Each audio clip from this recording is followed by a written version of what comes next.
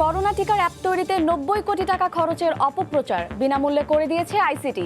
শিগগিরই হস্তান্তর। ৯ মাসের মধ্যে দেশে শনাক্তের হার সর্বনিম্ন।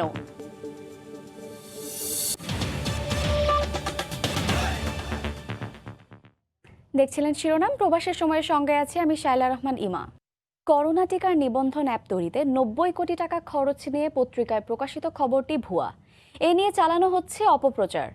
এত টাকা তো দূরের কথা, অ্যাপটি বিনামূল্যে করে দিয়েছে তথ্য ও যোগাযোগ প্রযুক্তি মন্ত্রণালয়, জানিয়েছে স্বাস্থ্য অধিদপ্তর ও আইসিটি বিভাগ।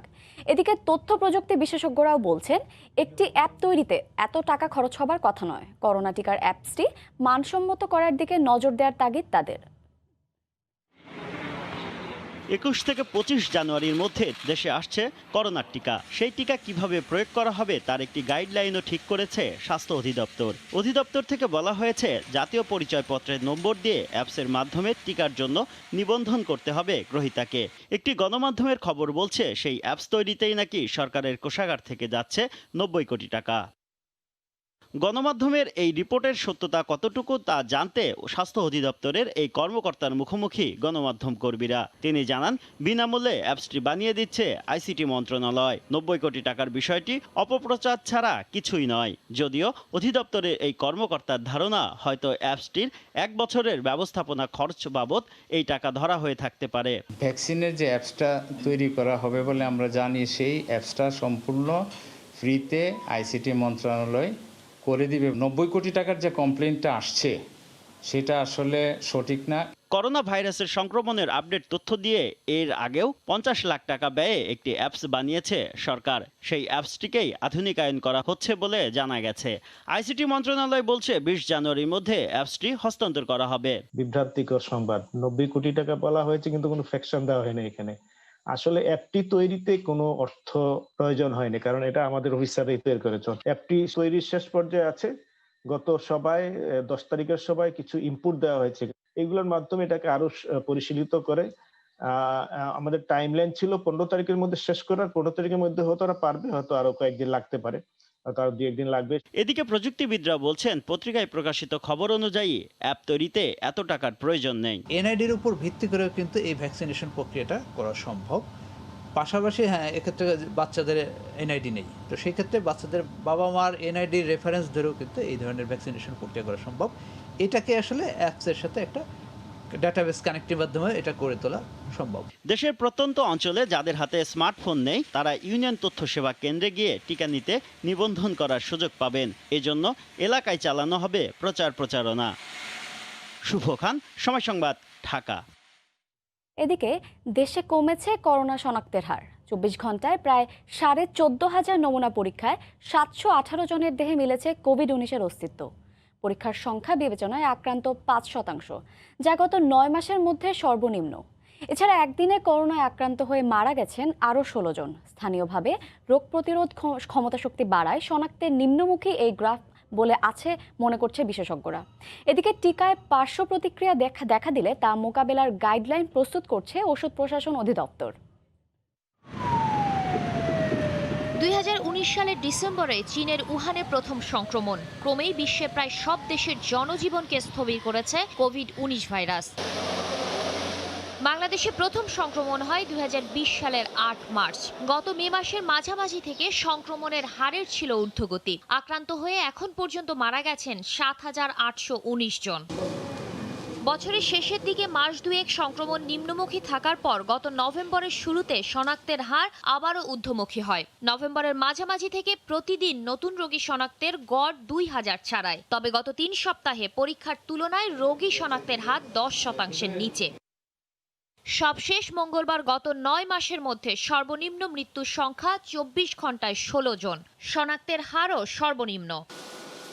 এদিকে এ মাসের শেষে সেরামের যে টিকা আসার কথা রয়েছে, প্রয়োগ শুরুর পর তাতে কোনো পার্শ্ব প্রতিক্রিয়া দেখা দিলে কিভাবে তা মোকাবেলা করা হবে তার গাইডলাইন চূড়ান্ত হয়েছে বলে জানিয়েছে ওষুধ প্রশাসন অধিদপ্তর। ছোটখাটো যদি সাইড এফেক্ট যেগুলো হবে, যে কমপ্লিকেশন যেগুলো হতে পারে হয়তোবা, সেটি ম্যানেজ করবে হচ্ছে আমাদের ডিজি হেলথের যে মেডিকেল টিম আছে, তারা ম্যানেজ করবে এবং তার রিপোর্টগুলো আমাদের কাছে আসবে। নিম্নমুখী আক্রান্তের হার কিংবা টিকা আসার পরও স্বাস্থ্যবিধি মেনে চলার পরামর্শ বিশেষজ্ঞদের। চট করে এটা সিদ্ধান্তে আসা যাবে না, কিন্তু এটা অসম্ভব নয় যে রোগী কমার শুরু হয়েছে এটা, তাহলে এটা সাধারণত বড় বড় সিটিগুলোতে যেখানে অতি সংক্রমণ গত বেশ কিছুদিন ধরে চলেছে ওখানে এমন হওয়া সম্ভব।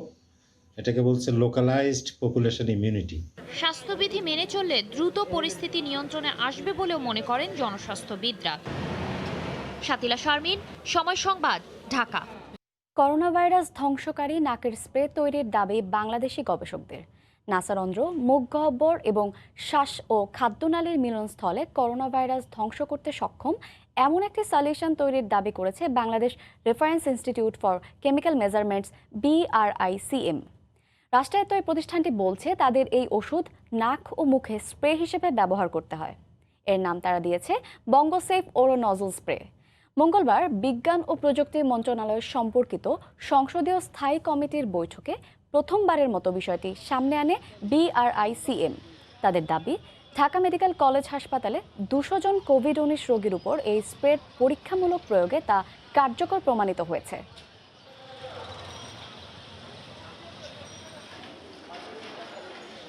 বঙ্গোসেফ নামে আমরা একটা ওরোনেজাল স্প্রে, মানে নাক এবং গলার স্প্রে আর কি করেছি। সেটা হলো আসলে কোভিড-19 প্রিভেনশনের জন্য। আমরা জানি যে আমাদের কোভিড-19 ভাইরাসকে আপনার নাক, গলা এবং চোখ দিয়ে আমাদের ভেতর, মানে রুট এন্ট্রি হলো এটা। তো আমরা এই জায়গাটাকে যদি নিরাপদ রাখতে পারি, প্রথম কথা হলো যে যদি কোনো কারণে এখানে এফেক্টেড হয় তাহলে এই স্প্রের মাধ্যমে সেটা ডিস্ট্রয় হবে। পিকে হালদারের পিপলস লজিং এর বিরুদ্ধে 4টি আর্থিক প্রতিষ্ঠানে 3,993 কোটি টাকা ভুয়া ঋণ দেওয়ার তথ্য মিলেছে দুদকের অনুসন্ধানে। এর বেশিরভাগ অর্থ লোপাট হলেও মঙ্গলবার ওই 4 আর্থিক প্রতিষ্ঠানের নামে থাকা 960 কোটি টাকা জব্দ করেছে দুদক। এসব প্রতিষ্ঠানের 11 জনকে জিজ্ঞাসাবাদের দ্বিতীয় দিনেও দুদকে হাজির হননি অভিযুক্তরা।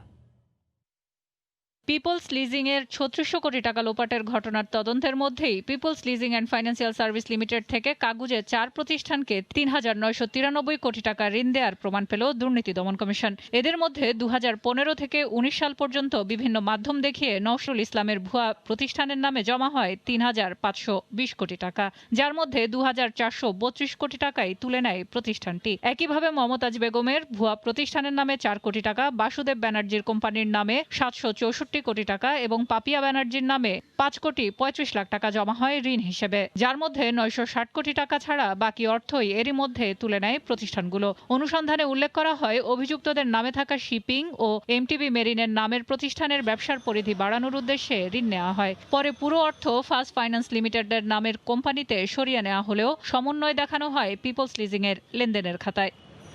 তবে অর্থ জব্দ করা অভিযুক্ত ব্যক্তিদের মধ্যে মঙ্গলবার নেচার এন্টারপ্রাইজ ও এমটিবি মেরিন লিমিটেডের মালিক নওশেরুল ইসলাম ও তার স্ত্রী মমতাজ বেগম দুদকে হাজির হওয়ার কথা থাকলেও ছিলেন অনুপস্থিত। অন্যদিকে জব্দ হওয়া 769 কোটি টাকার বিষয়ে বাসুদেব ব্যানার্জি ও পাপিয়া ব্যানার্জিকে জিজ্ঞাসাবাদের সময় দেওয়া হয়েছে 13 জানুয়ারি। সব মিলে 14 জানুয়ারি পর্যন্ত পিপলস লিজিং এর সিইও ও এমডি সহ আরও 6 জনকে জিজ্ঞাসাবাদের জন্য নোটিশ দেওয়া হয়েছে। সেলিয়া সুলতানা, সময় সংবাদ, ঢাকা। করোনার কারণে ভিসা না পাওয়ায় জাপানের ট্রায়াল রান পরিদর্শনে তৃতীয় পক্ষ খুঁজছে মেট্রো রেল কর্তৃপক্ষ। বলছেন, নিজেরা যেতে না পারলেও এমন কাজে দক্ষ সেখানকার স্থানীয় বা ভিসা জটিলতা নেই তেমন দেশের কোনো প্রতিষ্ঠান খোঁজা হচ্ছে। এসব বিপত্তি পেরিয়ে এপ্রিলে পরীক্ষামূলক চলাচলেই বদ্ধপরিকর তারা। মিজানুর রহমানের ক্যামেরায় রাশেদ লিমনের রিপোর্ট। কথা ছিল চলতি মাসেই মেট্রো রেল কর্তৃপক্ষের সামনে হবে জাপানে রেলের ট্রায়াল রান। সব ঠিকঠাক থাকলে জাপানের ওবে বন্দর থেকে জাহাজে চেপে রেল আসবে মোংলা বন্দরে, সেখান থেকে নদীপথে সরাসরি দিয়াবাড়ি। তবে করোনার জটিলতায় আটকে আছে ভিসা। এ মাসের শেষেও জটিলতা না কাটলে বিকল্প পথ খুঁজছে কর্তৃপক্ষ। সেক্ষেত্রে নির্ধারিত সময় অর্থাৎ এপ্রিলে পরীক্ষামূলক রেল চলাচলের জন্য প্রয়োজনে তৃতীয় পক্ষের মাধ্যমে জাপানে ট্রায়াল রান পরিদর্শনের ব্যবস্থা নেওয়ার কথা জানিয়েছেন প্রকল্পের ব্যবস্থাপনা পরিচালক। এশিয়ান কান্ট্রি থেকে জাপানে কেউ যেতে পারবে না, কিন্তু কিছু কিছু কান্ট্রিকে অ্যালাউ করা হয় যে তারা যেতে পারবে। এই জন্য আমরা কোন কোন দেশে এই ধরনের third party proven inspection team আছে তাদের সাথে আমরা একটা যোগাযোগের চেষ্টা করছি।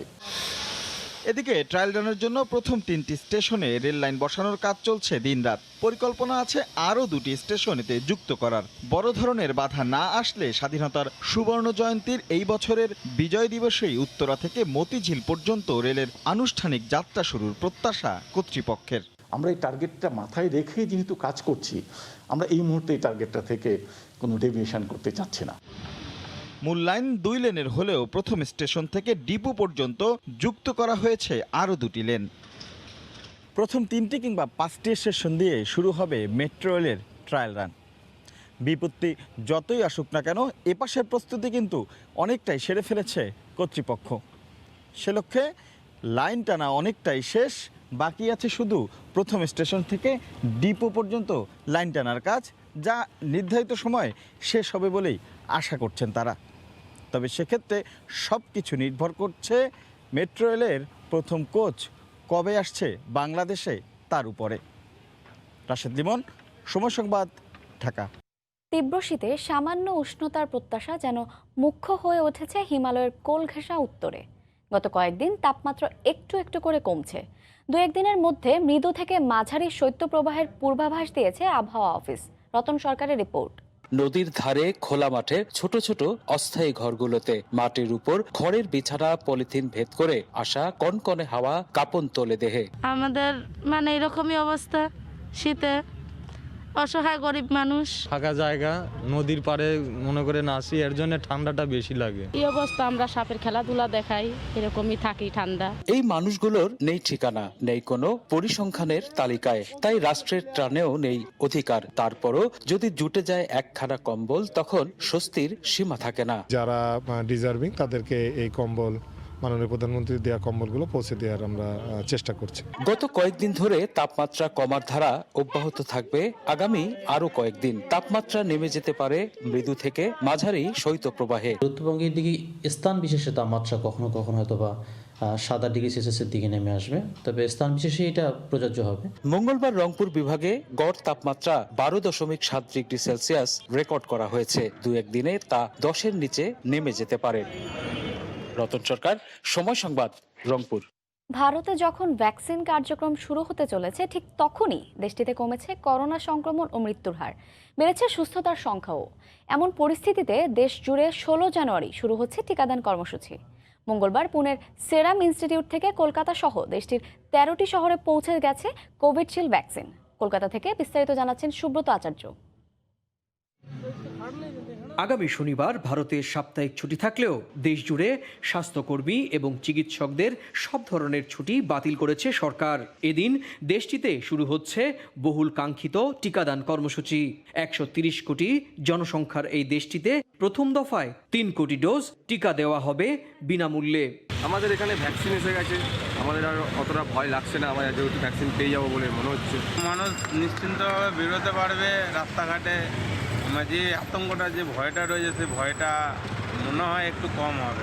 এরই মধ্যে কলকাতা, মুম্বাই, দিল্লি, বেঙ্গালুরু, গুয়াহাটি সহ ভারতের 13টি শহরে পৌঁছে গেছে ভ্যাকসিন। কলকাতা বিমানবন্দর থেকে বিশেষ পুলিশি পাহারায় বেগবাগান ভ্যাকসিন সংরক্ষণাগারে নিয়ে যাওয়া হয় পুনে থেকে আসা Covishield vaccine. We have already loaded that vaccines in our vaccine vans properly as per maintaining the all pollution maintained, and we will shifted to it or central stores, okay, Bagbajar. বুধবার পশ্চিমবঙ্গের জেলায় জেলায় পৌঁছে যাবে vaccine. প্রত্যেক টিকাদান কেন্দ্রে 5 জন বিশেষজ্ঞ দল থাকবেন। পুরো প্রক্রিয়া পরিচালিত হবে কোউইন নামের একটি অ্যাপের মাধ্যমে। মঙ্গলবার সকাল থেকেই পশ্চিমবঙ্গের বিভিন্ন জেলায় পৌঁছে যাবে ভ্যাকসিন। আর আগামী শনিবার অর্থাৎ 16 জানুয়ারি থেকে শুরু হয়ে যাবে পুরোদমে টিকাকরণ কর্মসূচি। কলকাতা থেকে সুব্রত আচার্য, সময় সংবাদ। মালয়েশিয়ায় করোনার সংক্রমণ রোধে 6টি প্রদেশে আবারও দ্বিতীয় দফায় কঠোর লকডাউন ঘোষণা করেছে দেশটির সরকার। এমন পরিস্থিতিতে শঙ্কায় দিন কাটছে স্থানীয় নাগরিক সহ প্রবাসী বাংলাদেশিদের। মালয়েশিয়া থেকে মোহাম্মদ আব্দুল কাদেরের রিপোর্ট। মালয়েশিয়ায় করোনার তৃতীয় ঢেউয়ে আক্রান্তের অধিকাংশই বিভিন্ন ফ্যাক্টরিতে কর্মরত বিদেশি শ্রমিক ও অভিবাসী। মূলত অভিবাসীদের মধ্যে ভাইরাসটি সংক্রমণ নিয়ন্ত্রণে আগামী 13 জানুয়ারি থেকে 26 জানুয়ারি পর্যন্ত মালয়েশিয়ার 6টি প্রদেশ কুয়ালালামপুর, পেনাং, সেলাঙ্গর, মেলাক্কা, জোহর ও সাবাহতে আবারও দ্বিতীয় দফায় কঠোর লকডাউন ঘোষণা করেছে দেশটির সরকার। একই সঙ্গে দেশটির আন্তঃপ্রদেশ ভ্রমণের উপরেও নিষেধাজ্ঞা জারি করা হয়েছে। তবে উৎপাদন, নির্মাণ, সেবা, বাগান, নিত্য প্রয়োজনীয় পণ্য সামগ্রীর দোকানপাট বাদে সব ধরনের প্রতিষ্ঠান বন্ধ থাকবে। সেই সঙ্গে বন্ধ থাকবে ধর্মীয় উপাসনালয়, খেলাধুলা, ক্লাব, বারসহ সব ধরনের সামাজিক অনুষ্ঠান। এমন পরিস্থিতিতে ব্যাপক সংখ্যা ও অনিশ্চয়তার মধ্যে দিন কাটাচ্ছেন স্থানীয় সহ প্রবাসী বাংলাদেশিরা। করোনা পরিস্থিতি তেমন একটা ভালো না, প্রায় প্রতিদিনই 2 থেকে 3 হাজার লোক আক্রান্ত হচ্ছে। আমরা খুবই চিন্তিত যে সামনের দিনগুলো আমরা কিভাবে পার করবো, আদৌ কি 14 দিন পর্যন্ত যাবে কিনা সেটাও সন্দেহ। লকডাউনের কারণে প্রবাসী যারা আছে, শ্রমিকরা, এদের কাজকর্ম বন্ধ হয়ে যেতে পারে এবং তারা আর্থিকভাবে সমস্যার সম্মুখীন হতে পারে। এই সরকার ডিসিশন অনুযায়ী ভালোভাবে চলতে পারি এবং সরকার ডিসিশন মেনে থাকতে পারি, তাহলে সামনে আমাদের জন্য অবশ্যই নিয়ন্ত্রণ করা পসিবল এই জিনিস। এদিকে মালয়েশিয়ায় করোনার সংক্রমণ রোধে দেশটির নাগরিকদের পাশাপাশি বিদেশিদেরও বিনামূল্যে টিকা প্রদানের কথা ভাবছে সরকার। চলতি বছরের ফেব্রুয়ারি থেকে এই টিকা কার্যক্রম শুরুর কথা রয়েছে। এখনও করোনা মহামারীতে ভুগছে পুরো বিশ্ব। দিনকে দিন বাড়ছে করোনা বিস্তৃতি। তবে একই সঙ্গে চলছে প্রাণঘাতী করোনা ভাইরাস দমনের ভ্যাকসিন প্রয়োগ। এই ভ্যাকসিনকেই এখন করোনা ভাইরাস মোকাবেলায় একমাত্র ভরসাস্থল হিসেবে বলে মনে করছেন স্বাস্থ্য বিশেষজ্ঞরা। মোহাম্মদ আব্দুল কাদের, সময় সংবাদ, মালয়েশিয়া। তীব্র তুষারপাতে চরম মানবেতর জীবনযাপন করছে বসনিয়ায় আটকে পড়া বাংলাদেশি সহ কয়েকশো অভিবাসন প্রত্যাশী। রয়েছে খাদ্য সংকটও। এ অবস্থায় গভীর উদ্বেগ প্রকাশ করেছে মানবাধিকার সংস্থাগুলো। একে তো মাথা গোজার ঠাঁই নেই, তার উপর তীব্র ঠান্ডা। তুষারপাতে মানবেতর জীবনযাপন করছেন বসনিয়ায় আটকে পড়া এসব শরণার্থীরা। অস্থায়ী আশ্রয় শিবির যাও ছিল, তাও গত মাসে আগুনে পুড়ে ছাই হয়েছে। এরপর থেকেই খোলা আকাশের নিচে ও অস্থায়ী পরিত্যক্ত ভবনে আশ্রয় হয়েছে তাদের। উন্নত জীবনের আশায় ইউরোপের দেশে পাড়ি দেওয়ার উদ্দেশ্যে এসব শরণার্থীরা স্বপ্ন দেখলেও এখন জীবন বাঁচাতেই হিমশিম খাচ্ছে। ঠান্ডার সঙ্গে যুদ্ধ তো আছেই, সেই সঙ্গে দেখা দিয়েছে খাদ্য সংকট। আমাদের অবস্থা খুবই খারাপ, আমরা মোটেও নিরাপদ নই। মানুষ সাহায্য করার পরিবর্তে আমাদের জিনিসপত্র তারা লুট করে নিয়ে যাচ্ছে, বিক্রি করছে। আমাদের সাহায্য দরকার। অনেকেরই এখানে উষ্ণ কাপড় নেই, জুতা নেই। ঠান্ডায় আমরা যে কোনো সময় মারা যেতে পারি। ইউরোপে গমন প্রত্যাশী এসব অভিবাসী দীর্ঘ অনেক দিন ধরে বসনিয়ার এই শিবিরে আটকা পড়ে আছেন। কেউ কেউ দীর্ঘ 1 বছর ধরে অপেক্ষা করছেন সীমান্তবর্তী ক্রোয়েশিয়া পাড়ি দিয়ে ইউরোপে যাওয়ার।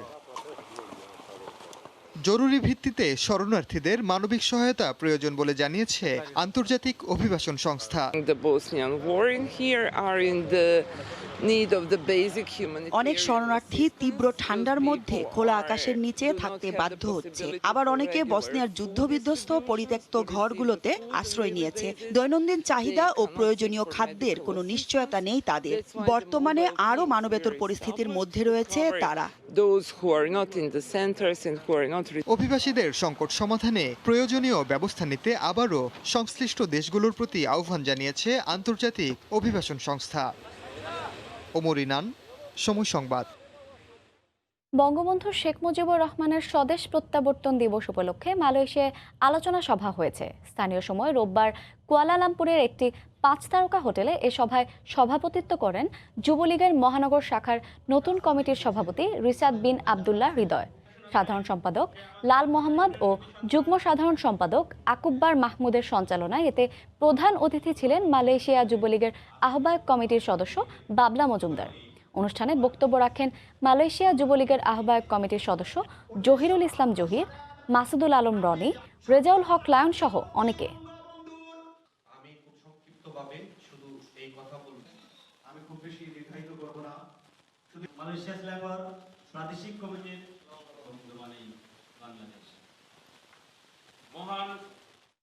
এদিকে বঙ্গবন্ধুর স্বদেশ প্রত্যাবর্তন দিবস উপলক্ষে পর্তুগালে আলোচনা সভা অনুষ্ঠিত হয়েছে। সোমবার রাজধানীর লিসবনে একটি রেস্টুরেন্টে বঙ্গবন্ধু ফাউন্ডেশন পর্তুগাল শাখার আয়োজনে এ সভা হয়। বঙ্গবন্ধু ফাউন্ডেশন পর্তুগাল শাখার সভাপতি খলিলুর রহমান সাগরের সভাপতিত্বে এবং সাধারণ সম্পাদক আহমেদ লিটনের পরিচালনায় প্রধান অতিথি হিসেবে উপস্থিত ছিলেন বাংলাদেশ কমিউনিটির প্রবীণ ব্যক্তিত্ব রানা তাসলিম উদ্দিন।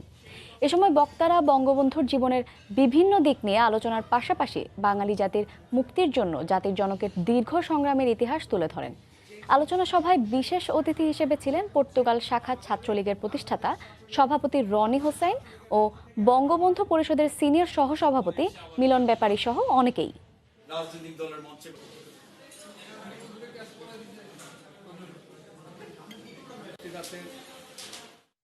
ইউরোপের অন্যতম শক্তিশালী দেশ জার্মানিতে প্রতিষ্ঠিত হলো জার্মান বাংলা প্রেস ক্লাব। প্রাথমিকভাবে 7 সদস্যের সমন্বয়ে গঠিত সংগঠনের সভাপতি নির্বাচিত হয়েছেন ইউরোপের প্রবাসী সাংবাদিকদের সংগঠন অল ইউরোপিয়ান বাংলা প্রেস ক্লাবের ভারপ্রাপ্ত সভাপতি হাবিবুর রহমান হেলাল। সংগঠনের সাধারণ সম্পাদক হিসেবে নির্বাচিত হয়েছেন অভিজ্ঞ সাংবাদিক বিটু বড়ুয়া। জার্মানির গণমাধ্যম নীতিমালার সমস্ত বিধি মেনেই রেজিস্ট্রেশনের মাধ্যমে এই প্রেস ক্লাব প্রতিষ্ঠা করা হলো। এই ছিল প্রবাসের সময়, সঙ্গেই থাকুন সময়ে।